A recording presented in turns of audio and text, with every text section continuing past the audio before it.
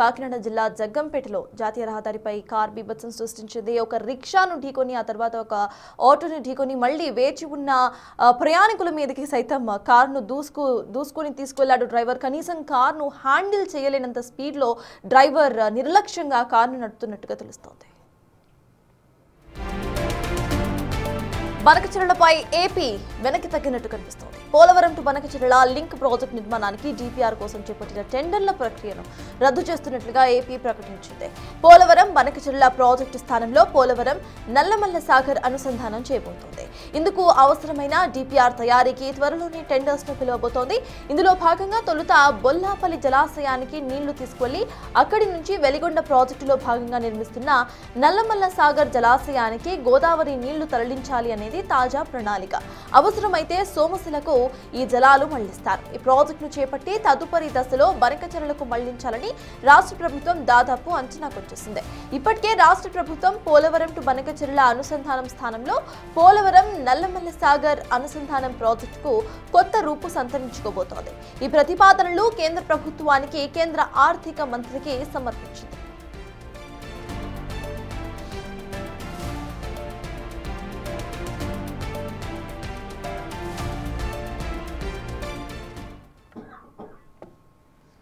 Banakacherla project పై AP వెనక్కి తగ్గినట్టుగా కనిపిస్తోంది. దీనికి సంబంధించిన పూర్తి డీటెయిల్స్ మా ప్రతినిధి శివ అందిస్తారు. శివ, చెప్పండి, బనకచెర్ల ప్రాజెక్ట్ కు సంబంధించి ఇటు ఏపీ తెలంగాణ మధ్య డిస్కషన్స్ అంతకు ముందు చాలానే జరిగాయి. ప్రెసెంట్ ఈ ప్రాజెక్ట్ కి సంబంధించి ఏపీ ప్రభుత్వం వెనక్కి తగ్గినట్టుగా కనిపిస్తోంది. వెనక్కి తగ్గడానికి గల రీజన్స్ ఏంటి అండ్ అప్డేట్స్ ఏంటి?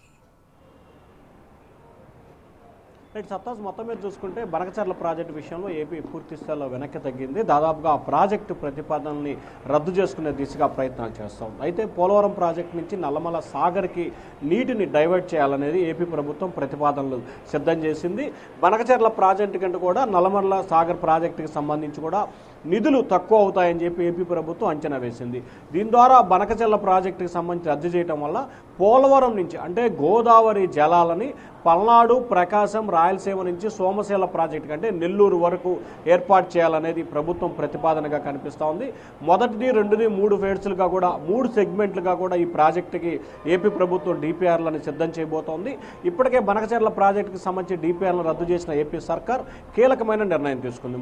మొదటిగా చూసుకుంటే పోలవరం నుంచి కూడా వెలిగొండ ప్రాజెక్టు నుంచి కూడా నల్లమల సాగర్ ప్రాజెక్టుకి అక్కడి నుంచి ఇంకా అవసరమైతే కనుక సోమశిల ప్రాజెక్టుకి డైవర్ట్ చేసే దిశగా ఏపీ ప్రభుత్వం ప్రణాళికలు సిద్ధం చేస్తుంది.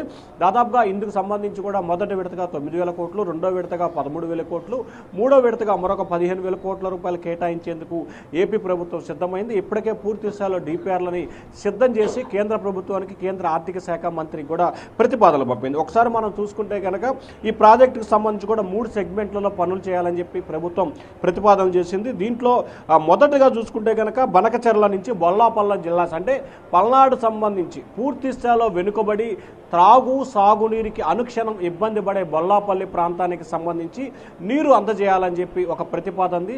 దాదాపుగా స్వతంత్రం వచ్చిన దగ్గర నుంచి కూడా ఆ ప్రాంతానికి తాగు సాగునీరు లేక గుక్కెడ నీటి కోసం అలమటిస్తున్న ప్రాంతం ఏదన్నా ఉందంటే ఆంధ్రప్రదేశ్లో ముఖ్యంగా బొల్లాపల్లి ప్రాంతంగా చెప్పుకోవచ్చు. దీనికి సంబంధించి కూడా ప్రత్యేకంగా 9,000 కోట్ల రూపాయల నిధులని ఏపీ ప్రభుత్వం కేటాయించింది.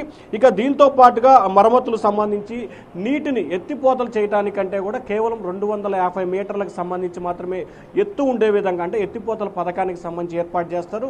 ఏమాత్రం ఇబ్బందులు లేకుండా ఉండేందుకు కూడా ఇక్కడ కార్యాచరణ రూపొందిస్తున్నారు. అలాగే తొలి 2 సెగ్మెంట్లకు సంబంధించి కూడా పోలవరం ప్రకాశం బ్యారేజీ ఏదైతే కృష్ణా బ్యారేజీ దగ్గర ఉందో కృష్ణా జిల్లాకు సంబంధించిన ప్రకాశం బ్యారేజీ నుంచి కూడా బొల్లాపల్లి రిజర్వాయర్ నుంచి వెలిగొండ నుంచి నల్లమల సాగర్ నుంచి కూడా అవసరమైతే అంటే ఆ ప్రాంత ప్రజలకు గనక కావాలి అనుకున్నా లేదా అక్కడ నీరు అవసరాలు ఉన్నా కానీ సోమశిల ప్రాజెక్టు కూడా ఈ నీటిని తరలించేందుకు అంటే గోదావరి జలాల్ని ఇప్పటివరకు కృష్ణా జలాలకు సంబంధించి పట్టసీమ ద్వారా గోదావరి నుంచి కృష్ణా జలాన్ని కలిపి పూర్తి స్థాయిలో అనేక ప్రాంతాలకి రాయలసీమ ప్రాంతానికి కూడా నీటిని అందజేసింది ఏపీ ప్రభుత్వం.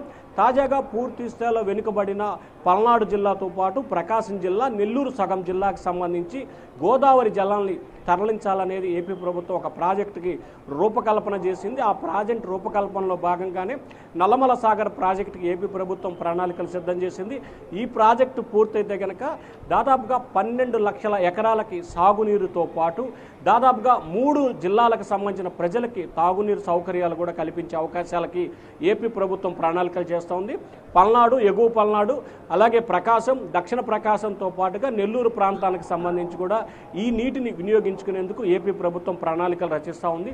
కొన్ని దశాబ్దాలుగా వెలిగొండ ప్రాజెక్టుకు సంబంధించి నిర్మాణం జరుగుతుంది. అక్కడ నీటికి సంబంధించిన స్టోరేజ్ చాలా ఇబ్బందికరంగా ఏర్పడిన నేపథ్యంలో ఈ ప్రాజెక్టు ద్వారా, అంటే ఈ డైవర్షన్ ద్వారా ఏర్పాటు చేయడంతో పోలవరం ప్రాజెక్టు నుంచి వచ్చే నీటిని వెలిగొండ ప్రాజెక్టులో స్టోరేజ్ చేయడం, ఫస్ట్గా ప్రకాశం బ్యారేజీ, అక్కడి నుంచి బొల్లాపల్లి రిజర్వాయర్, అక్కడి నుంచి కూడా వెలిగొండ ప్రాజెక్టు నుంచి కూడా నల్లమల సాగర్లో రిజర్వ్ చేస్తారు. అక్కడి నుంచి ఇంకా నీరు కనుక ఎక్కువ ఉన్నా లేకపోతే ఆ జిల్లా ప్రజలకి అవసరం ఉన్నా కానీ సోమశిల ప్రాజెక్టు నీటిని డైవర్ట్ చేసేందుకు ఏపీ ప్రభుత్వం ప్రణాళికలు రచిస్తూ ఉంది. సత్తాజ్ అయితే శివ, ప్రెసెంట్ ఏదైతే కొత్త ప్రాజెక్ట్ నిర్మాణానికి ఏపీ ముందుకు వెళ్తుందో దానికి సంబంధించి ఇటు పోలవరం అండ్ నల్లమల్లకు సంబంధించిన ఆ డిపిఆర్ ఇప్పటివరకు వచ్చే అవకాశం ఉందనుకోవాలి. అంటే ఇప్పటికే దీనికి సంబంధించిన ప్రాథమిక అంచనాలను ఏపీ ప్రభుత్వం సిద్ధం చేసింది. ఈ ప్రాజెక్టుకి సంబంధించి అంచనాలను, డిపిఆర్లని దాదాపుగా సిద్ధం చేసి ఇప్పటికే కేంద్ర ఆర్థిక శాఖకి, అలాగే కేంద్ర నీటిపారుదల శాఖకి, కేంద్ర ప్రభుత్వానికి ఇప్పటికే అంటే రఫ్ రిపోర్ట్ను పంపించినట్టు తెలుస్తూ ఉంది.